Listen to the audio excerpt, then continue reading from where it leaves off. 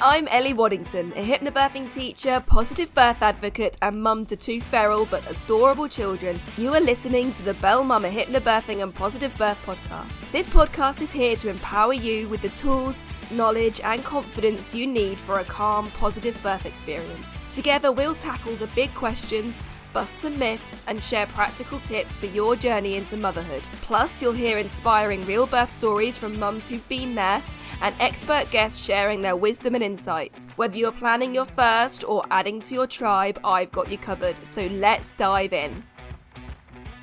Hey gorgeous mamas, welcome back to another episode of the podcast. Oh my goodness, this week I've been really busy because I am in the process of planning and launching a brand new pregnancy relaxation class local to me, which is going to be kind of a hybrid between relaxation and meditation and getting prepared for your upcoming birth. It's going to be a 4-week course and it is going to be just so amazing. I am so excited for it.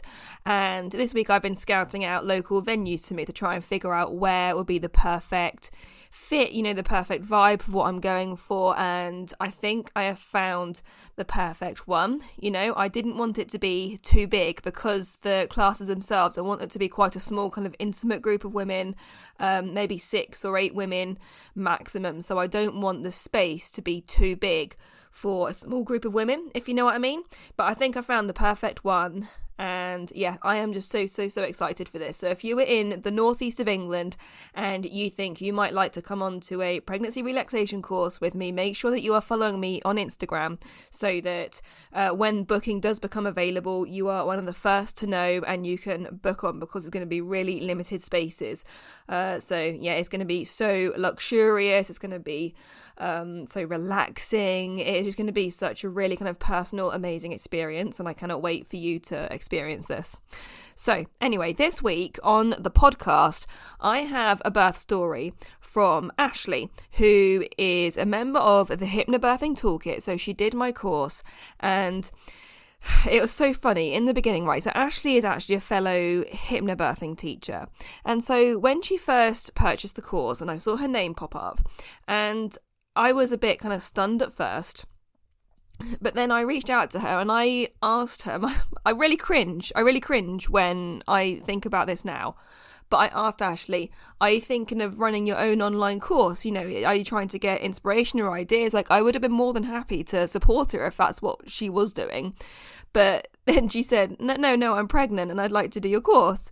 And I was just so kind of embarrassed and so cringed that my first thought wasn't that a fellow hypnobirthing teacher would want to learn from me, would want me to support them in their pregnancy. My first thought was that Ashleigh were doing some sort of industrial espionage to run her own online courses. But that's crazy. Anyway, so once we cleared up that misunderstanding, Ashleigh was a really kind of active member of the toolkit and I was able to support her all the way through her pregnancy. And yeah, she's just such a beautiful person, such a beautiful soul. And I am just so excited for you to hear her birth story and the challenges that she faced through her pregnancy and towards the end, and her birth and the birth experience that she had and how the toolkit helped her. So remember that if you do want to join the Hypnobirthing Toolkit, there is a discount code down in the description down below in the show notes. But anyway, so enough of me, enough of that. Here's Ashleigh and her beautiful birth story. Okay, well, my pregnancy, before we were even pregnant with our third, we knew that we would be classed as high risk from the start because I'd had 2 very straightforward pregnancies and births, but they came with their own kind of issues. My firstborn was classed as low gestational birth weight because he was over 41 weeks, but he was £6.6 and they didn't really know why he was so small, although I'm quite small, so it doesn't really I wasn't really concerned about that as such. And then my daughter, my middle child, was a low PAPA pregnancy. So she was classed as high risk. And then after she was born, I had quite a severe postpartum hemorrhage as well, where I lost 1,800 mils in total. And I had to have a blood transfusion. I had to go to theatre. But the reason why I hemorrhaged, I wasn't in any of the risk factors for a hemorrhage. So it was quite a surprise. They weren't really expecting it to happen or anything. And so my biggest concern when I got pregnant again was that the hemorrhage would happen again, but they were actually more concerned about my history of small babies. So they put me on high risk straight away. Before I'd even had any tests done, before even had any scans, they assumed I'd have a low pap pregnancy again and that I'd have another small baby. So I was put under a consultant and growth scans, which I was quite happy to go ahead with because I just sort of assumed that I would have some kind of problem this time round. But actually, my biggest concern was hemorrhaging again. I didn't want to experience that. So I was trying to do everything I possibly could to avoid that. Thankfully, the consultant that I had was fantastic. He was very patient led. And I think he just got that vibe from me from our first meeting that that I knew what I was talking about and that I was there to listen to his advice, but not necessarily just do what I was told, because he never gave me the impression that he was trying to force an opinion on me, that he was trying to coerce me into anything. He would just lay out his information, give us our options, and then just kind of say, this is the quantitative data, which I never had to ask him for either, which I was so impressed with. Make your decisions based on that information. So he was really helpful and supportive. As it turns out, I wasn't low PAPA and I was measuring for a big baby, whatever a big baby is classed as. Everybody is different and every pregnancy is different. So, but when they said to me, your baby's got the exact words were, your baby's got a chunky tum. And I sort of said, are you sure? Because that's not atypical of me, but sure enough, she was measuring on the 96th centile at our first growth, and they predicted her to be over £9 by the time she would be born. And that kind of freaked me out a little bit. And this was where I found the toolkit to become really, really powerful for me, because I came home and I spent a lot of time listening to the audio tracks to help calm me, listening to the affirmations, and I went back over the journaling side of the toolkit and I sat down and I journaled everything about how I was feeling, about why having a bigger baby was making me feel nervous. And then I went and I did the brain tool for the risks of the shoulders getting stuck. Because that's the biggest risk factor, I believe, when you're having a big baby. That's what he was telling me about anyway, was that the shoulders can get stuck, and that phrasing is quite scary to hear. But I found out so much about that issue and about how you can't predict it, you can't prevent it, you can't predict it. It can happen to any size baby, and it can even happen during a cesarean. So that was really reassuring for me, and being able to write it all down, get it out of my mind, and then kind of reframe it really, really helped. And because of that, I was able to move forward in the pregnancy so much more confidently. So we were going for the regular growth scans, and he was so happy with our progress that the growth scans became quite far apart. This was a slight worry for me because with my second child, they stopped doing the growth scans because she was just growing on her curve. And then I had some reduced movements one day and I went into the hospital and they scanned me and said, actually, she's dropped off her curve and she's not growing. And so I was induced at that point. And I was worried about the same thing happening again. I kind of I'm an sufferer of anxiety, so I tend to overthink things, and so I just kept thinking, what if they miss something? What if they miss something? But they didn't. They didn't miss anything. Everything went smoothly. The growth scans got further and further apart, and then one day I went in, and he basically said that he was happy with the progress. He didn't need to see me anymore. And he just laid out our options. He said, we can induce you if you're worried about the size of the baby, but if your cervix isn't favourable, an induction probably won't work for you, which I was really surprised. I've never heard that before. I've been induced twice previously, and I've never been presented it in that way. obviously, of course, I knew that information myself already. I knew that if your cervix isn't favourable, you're going to struggle so much more through an induction. Um, he told me they could do a cesarean if I wanted to bypass vaginal birth altogether, which I didn't want to unless there was a real medical emergency. Um, but he said babies can get stuck in that instance anyway. So he said it might not do me any. It might not be the best option, but if I wanted that, he could arrange it. And then he said, or we can just do nothing, and you can just wait and see what happens. And he sort of indicated that he would be around if they needed any assistance. But he said most midwives are trained if a baby gets stuck to do a certain maneuver to help them get out. So he said most of the time consultants arrive and they've been born before we can even do anything. So I opted for that option. I said, I'll speak to my midwife if I decide I want to do anything else. But for the time being, we're not ready to give birth. We're quite happy to wait to see what happens. And I feel quite confident that the decisions we're making are the right decisions for me. So away I went. I had a couple more midwife appointments in between that and giving birth, and the discussion of induction came up, but we kept saying, we don't want to, we don't see how it can benefit us at this point. My due date was the 1st of December, and we were absolutely positive that the baby would have arrived before then, but I wasn't even showing any signs. Well, I'd had a few little niggles sort of on and off, but nothing, I hadn't lost a mucus plug, no waters had gone. I wasn't even really properly nesting, but we'd had an extension done throughout the pregnancy. So we'd been working on getting that ready anyway. So I might have been nesting and just not really been aware of it because it was stuff that needed doing anyway. We got to our so we had a midwife's appointment on my due date was the 1st, and we had a midwife's appointment on the 4th of December. And when I walked into her office, she was so surprised that I hadn't given birth. Her reaction was so funny. And I mean, she was an absolutely, absolutely lovely midwife. And she just said to me, she said, if I see you again this time next week, I'm going to tip you upside down and bang on you like a ketchup bottle. I said, Debbie, I don't think that's how it works. But she offered to do me a sweep, and I said no. I was absolutely against having a sweep.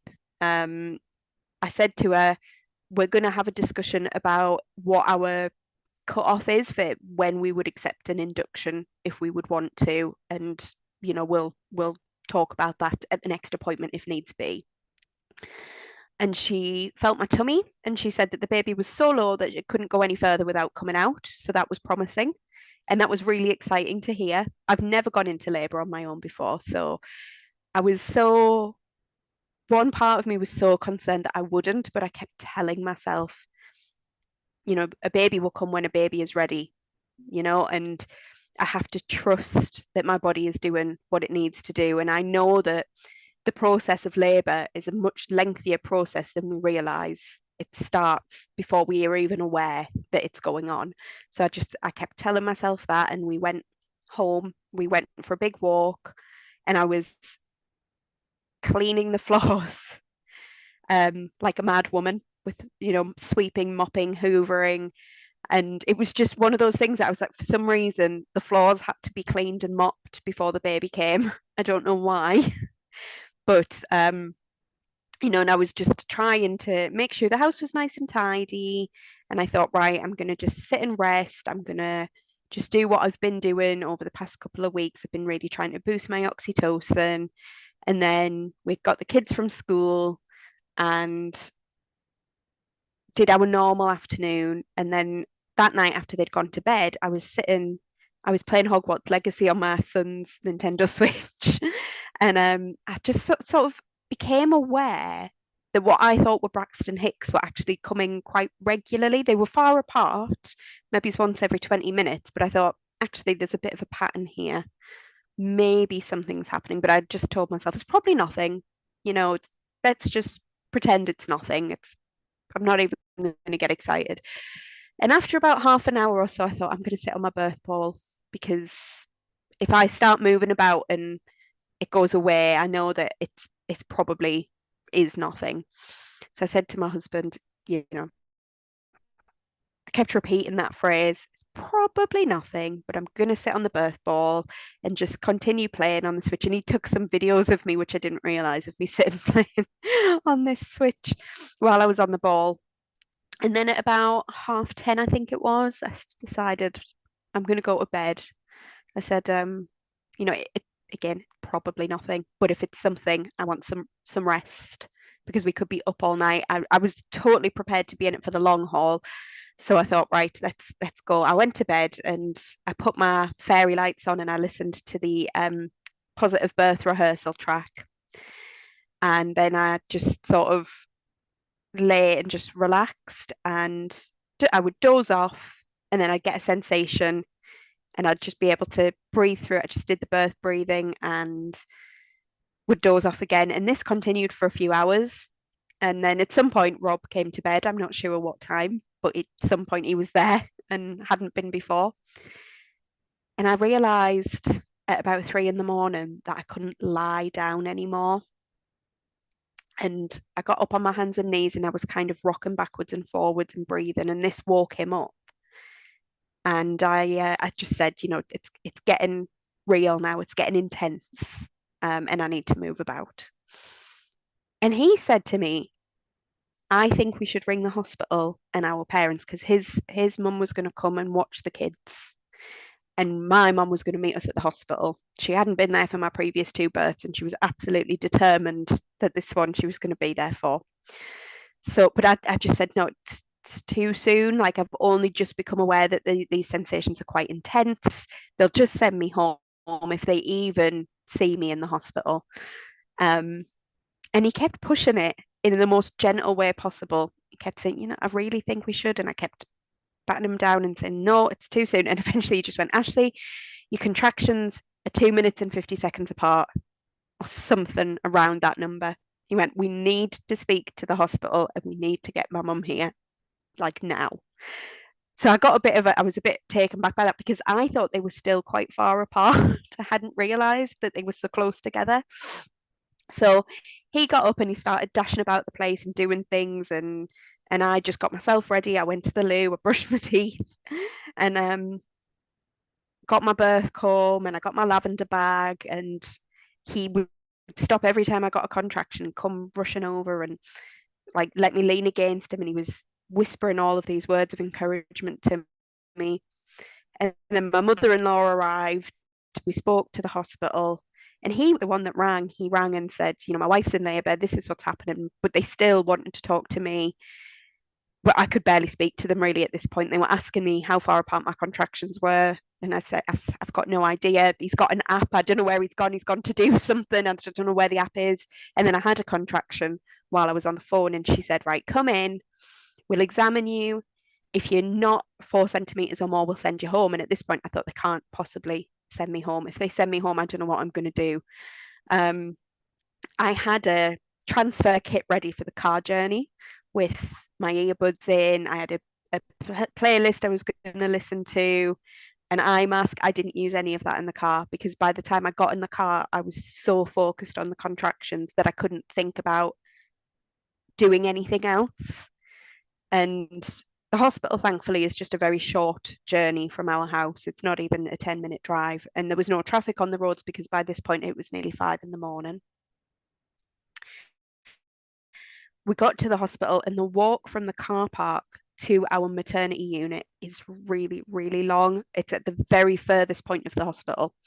There is a shorter way to get there, but it would have meant that I would be left by myself and I didn't want to be alone. So I thought it was better to walk it and risk giving birth in the corridor than it was to be by myself. So off we went. We left the suitcase in the car though, because I was still so sure that I wasn't in proper labour and that they were going to send me home.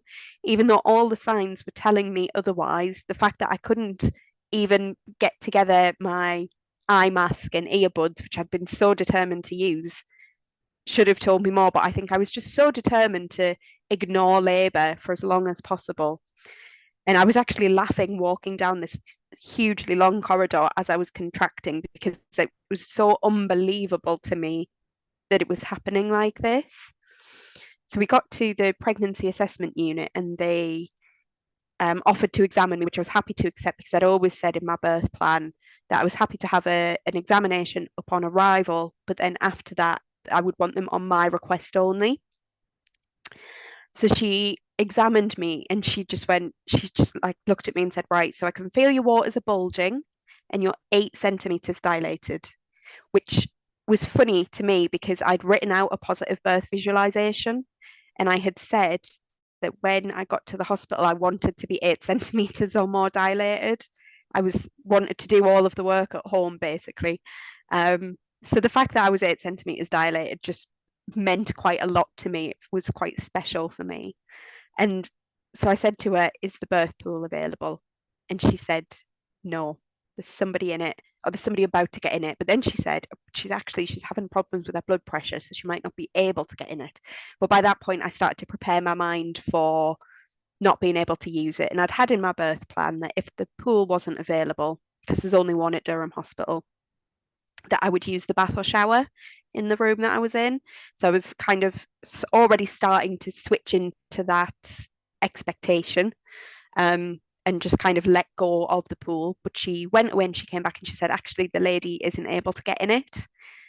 Which was a conflict of emotions for me because I felt terrible for the lady who had wanted to use it, but overjoyed for me because I've never been able to have that experience myself before. And it was, even though I know that we can let go of things that we can't control, it was really important for me to use it.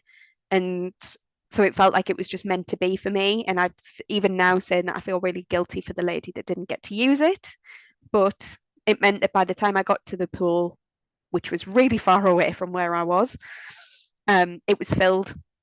Because if I'd have had to wait to fill it, I would have given birth on land. I wouldn't have been in the pool.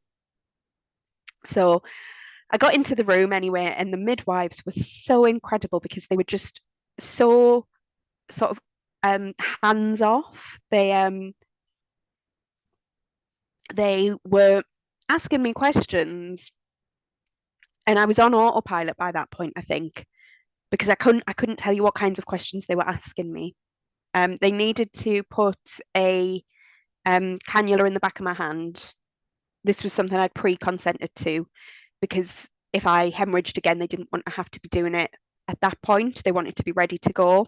So I was quite happy for them to do that, but they couldn't actually get it in while I was out of the pool because my contractions were coming so close together and so intensely. They didn't want to do it while I was mid contraction, which I appreciate because I've had a cannula put in mid contraction on a previous birth, and that was not a good experience. So I appreciated that they were trying to wait. So they just said, right, get in the pool and hopefully that'll ease things up for you and then we can get it in. And sure enough, they did it and I didn't even notice that they'd done it. I knew they were doing it, but I didn't feel it. Um, and once I was in the pool, the relief of being in there and knowing that I'd made it to that stage was wonderful.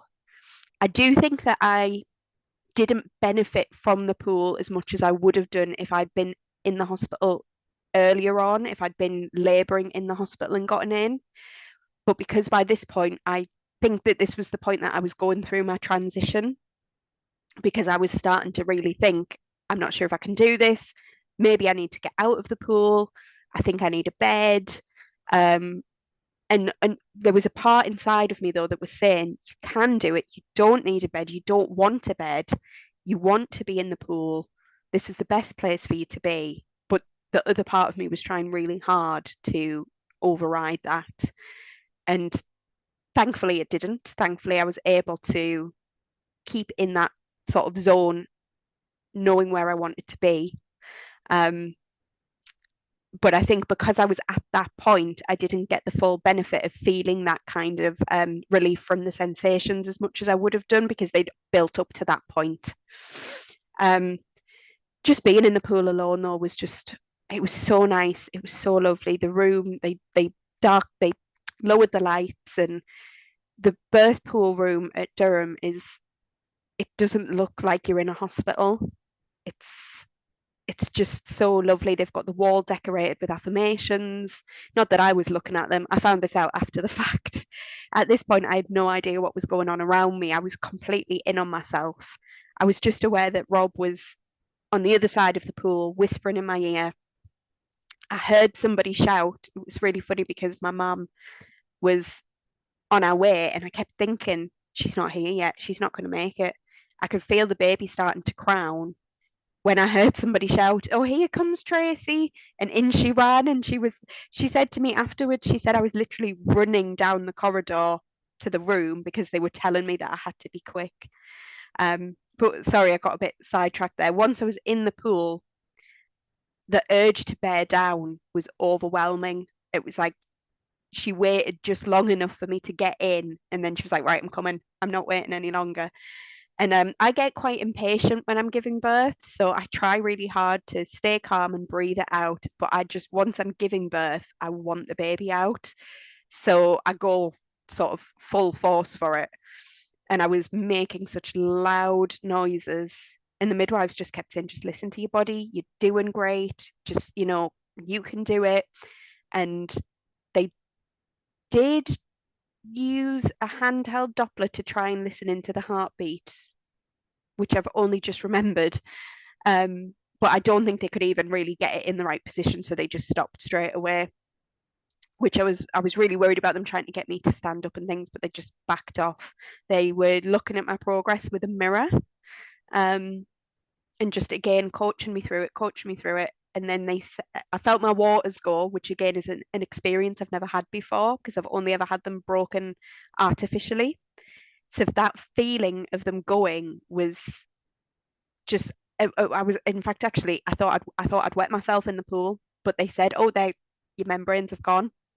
Um, and then they said to me, "Oh," so I was kind of it was getting more and more intense, and I was thinking, I need something else. I need something else to take the edge off, and I'd completely forgotten that gas and air existed in that moment. And I was thinking, I don't want medication, though. I do not want medication. And then it just came to me, you can have gas and air. And so I just sort of put my head up and just said, gas and air, please. And they brought it over. And I don't really feel like that does a lot for me as such, but it just gives me something to help focus my breathing. And I think because I'm an anxiety sufferer, my breathing gets out of control very, very easily. So it helps ground that function of your body for me. Um, and gives you that concentration so that you're not thinking about anything else, because you have to really think about how you breathe with gas and air, because if you don't do it properly, it can make you feel really unwell. And so that really helped in that respect. But I wasn't using it for long before they said, right, on the next push, we think she'll be out. And so you need to free your hands up to catch her. So I let go of the gas and air, I let go of the comb, and I had one hand in the water steadying myself against the pool, and I had the other hand ready. But she crowned, and sort of this part of her head was just stuck for ages, just sitting there. Well, it wasn't ages, but it felt like ages to me. And I could feel that she had loads of hair, and that in itself, being able to put my hand down and feel her sitting there coming out was indescribable, really. Like, absolutely, so many people have said to me, "Oh, I don't think I'd want to be able to feel that," but I would say to anybody that wanted to know that if you're in the position to be able to do so, do it, because there is nothing quite like physically being able to feel your baby coming out with your own hands. It's really an unbelievable experience. But I could feel all this hair floating in the water, which was amazing. And I actually said, "Oh, the baby," I didn't know what I was having. I said, "It's got lots of hair." And at this point, though, I did start to wonder, is she getting stuck? Because she doesn't seem to be moving any further. She doesn't seem to be progressing at all. And then the next thing I knew, I just did one big push and she was out. She just came out so suddenly.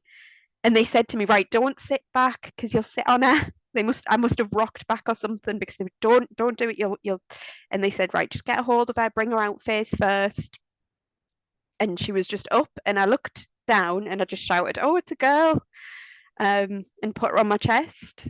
and they handed me a towel to put round her, and I knew they were going to give me a hat. So I was spending as much time as quickly as I could, kind of breathing in the top of her head and kissing her and just looking at her, and then they gave me a hat. Um, but I just sat there and I just said, I can't believe that just happened. I can't believe that just happened. They triaged me at 5:15 in the morning, and she was born at 5 to 6. And they've got on my notes that my pushing stage was 4 minutes long, which to me it felt like it was about half an hour or so. But clearly, when you're giving birth, time just goes out the window. You've got no concept of time. Um, but I couldn't believe it had happened like that, and I just kept repeating that I couldn't believe that it happened like that. And the midwives were absolutely like gobsmacked, and my mum couldn't believe it. My mum was like standing there trying to hold back tears, and she kept saying how amazing it had been to witness.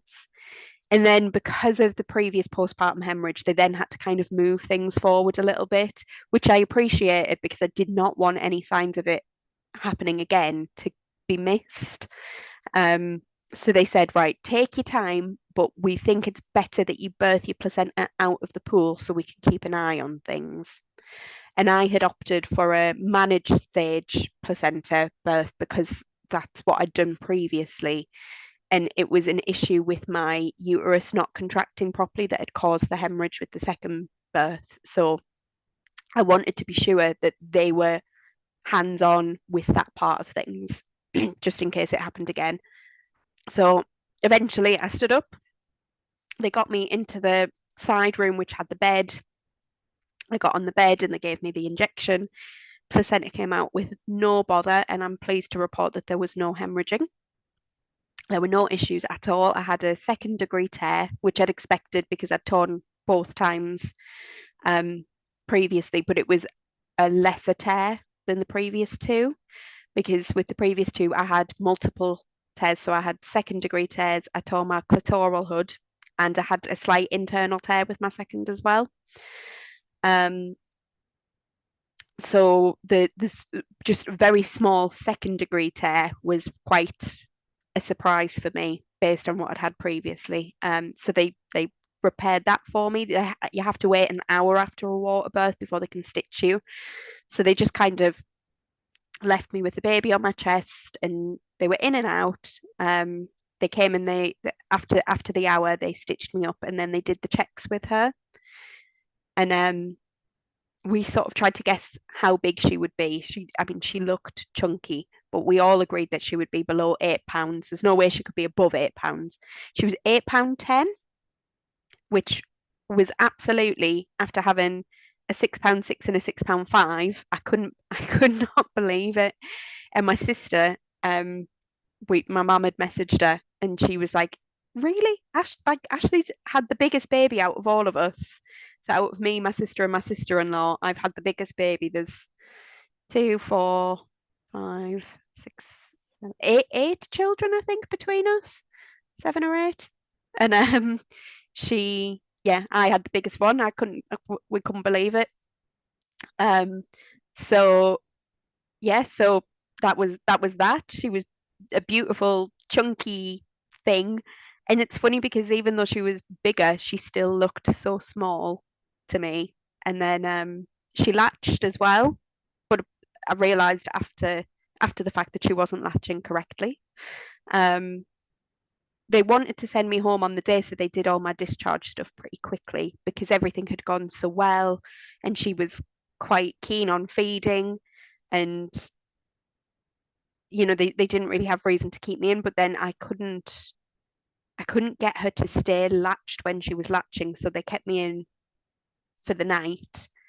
But then I got sent home the next day, which again is new to me because I've had lengthy stays with both of them previously.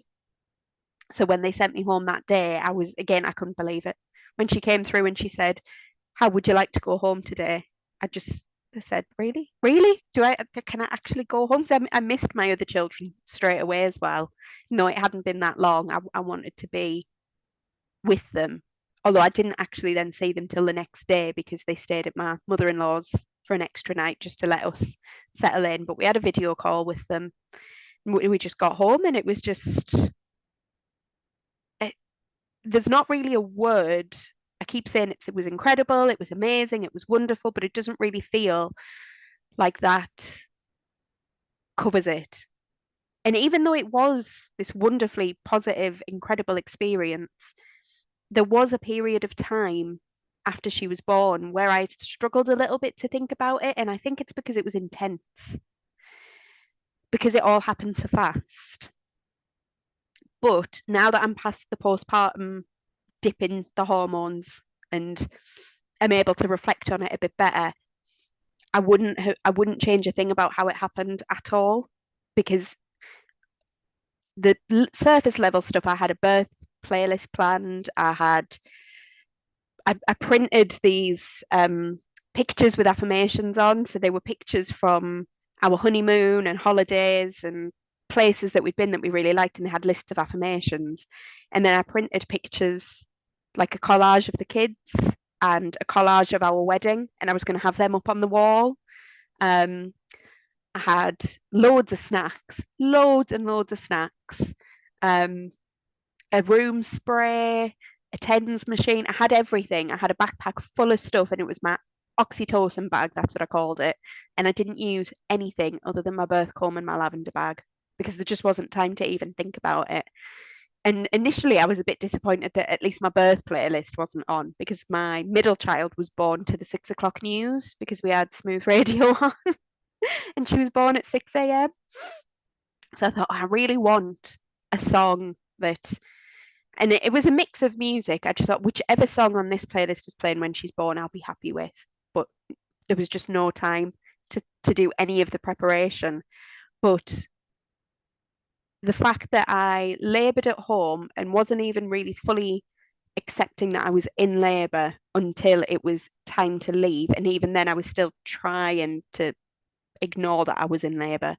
The fact that I got to the hospital and I was 8 centimetres dilated, I laboured and birthed in the pool. I didn't hemorrhage.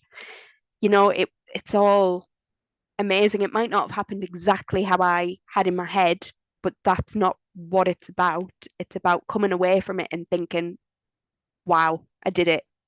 I did it. And for me, what was most important, there's, healthy baby, healthy mom, everybody's happy and healthy when they're born. But aside from that, it was about birthing on my terms, because I've always had inductions. Because of that, it's always been very clinical. I had a birth where I was on continuous monitoring, which was very, very difficult because I was lying down the whole time. I never really felt like I knew enough to go against what they were advising, even if it didn't feel right for me. With my firstborn, I was only induced because he was post 41 weeks, and they started talking about the risks of stillbirth. And I just thought, right now, we know the baby's happy and healthy. Let's just do it. Let's go for it. And with hindsight, I think he would have come on his own within a couple of days because he was a quick labour. So really, I don't think I needed that induction. But I never had the confidence before to say what felt right for me and what I wanted to do. And I wavered a little bit on this labour. I started to think, should we just request an induction and get it over with? And thankfully, I stood my ground. I overrode that part of my mind that was worried. I don't know what I was worried about, because I don't think there's ever been anybody that's been pregnant forever. I say that to people all the time. No, but there's not been a record in history of somebody that just went on being pregnant and their baby wasn't ever born. Even the world's longest pregnancies, a lot of them have been found to be hoaxes. So, I knew the baby would be born eventually, but we did decide between us that we didn't want to go over 42 weeks. And that was purely because when we got to the 42-week mark, we would have been mid-December, and our other kids had nativities going on. They had Christmas fairs, all sorts going on at school. And I was also worried about being, you know, sort of within that really fresh postpartum period over Christmas. At least with her being born at the start of December, we had a few weeks to get adjusted. So I didn't want to miss out on anything with the other kids, and I didn't want to be on Christmas Day sitting there in that puddle of postpartum hormones. But I didn't need to even have that conversation with anybody because I trusted my body and she came when she was ready to. And I could tell the difference after she was born between her and the other two. The other two were both jaundice. Um, my firstborn really, really struggled to feed. He just was too sleepy. He wasn't interested. Um, they were both like quite sicky babies, but they didn't have reflux or anything. I genuinely believe that their digestive systems weren't developed enough when they were born. Um, because Hannah, our latest, I mean, she does throw up occasionally, but she has taken to having her milk so well. She she's the longest that I've ever been able to latch a baby for. We express for her, but she latches once a day, and we're nearly 7 weeks in now, and so that is a huge achievement for me. The breathing, the birth breathing that you teach was so helpful for latching because her latch was so painful. She had a tongue tie, which has been snipped, but it's still quite painful. Um, but those initial latches where the pain was so bad that my back was hurting from sort of tensing up. If I hadn't known those the birth breathing, I don't think I would have mentally been able to get through it because the stress and anxiety around it was so much, and being worried about anticipating that pain. It's very similar to labor.